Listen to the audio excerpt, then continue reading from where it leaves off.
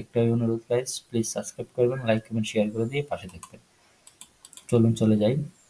এই দেখুন guys, SSC form পূরণে ফি নির্ধারণ করে দিল শিক্ষা বোর্ড।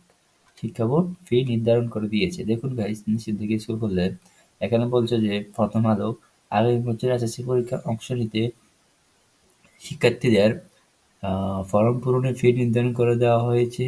ফি সর্বোচ্চ 2,140 টাকা ধরা হয়েছে। 2023 সালে বিজ্ঞান বিভাগের পরীক্ষার্থীদের কাছ থেকে এই টাকা পূরণের ফি বাবদ নেওয়া যাবে।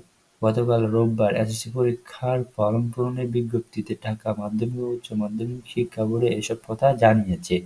বিজ্ঞপ্তিতে বলা হয়েছে, ব্যবসায় শিক্ষা ও মানবিক বিভাগের শিক্ষার্থীদের ফরম পূরণের ফি নির্ধারণ করা হয়েছে 2,020 টাকা। ফরম পূরণ শুরু হবে 18 ডিসেম্বর। 18 তারিখে ফরম পূরণ শুরু হবে। ফরম পূরণ শুরু হবে 18 তারিখে। গাইস মনে রাখবেন, আগের বছরের 4 জানুয়ারি পর্যন্ত ফরম পূরণ করতে পারবে শিক্ষার্থীরা। জরিমানা ছাড়া ফরম পূরণের ফি জমা দেওয়া যাবে 5 জানুয়ারি পর্যন্ত, জরিমানা ছাড়া। যদি 5 জানুয়ারির পরে যদি আপনাকে ফর্ম পূরণ করতে চান তাহলে কিন্তু আপনার জরিমানা লাগবে। তাহলে বুঝতেই পারছেন, ফর্ম পূরণ শুরু হয়ে গিয়েছে, 18 তারিখ থেকে শুরু হয়ে যাবে। আর 100 টাকা বিলম্ব ফি দিয়ে 7 থেকে 9 জানুয়ারি পর্যন্ত এসএসসি পরীক্ষার ফর্ম পূরণ করা যাবে। ওই যে 6 তারিখ পরে যদি আপনি আবার ফর্ম পূরণ করতে চান তাহলে 100 টাকা আপনাকে জরিমানা দিতে হবে গাইস।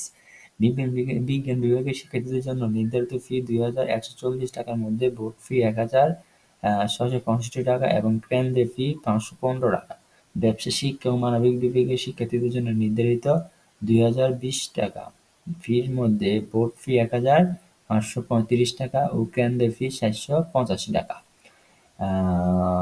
31 ডিসেম্বর পর্যন্ত শিক্ষার্থীদের বেতন ও সেশন সাহায্যের টাকা নিতে পারলে স্কুলগুলো, তবে নবম ও দশম শ্রেণীর মোট 24 মাসের বেশি বেতন ও সেশন চার্জ নেওয়া যাবে না।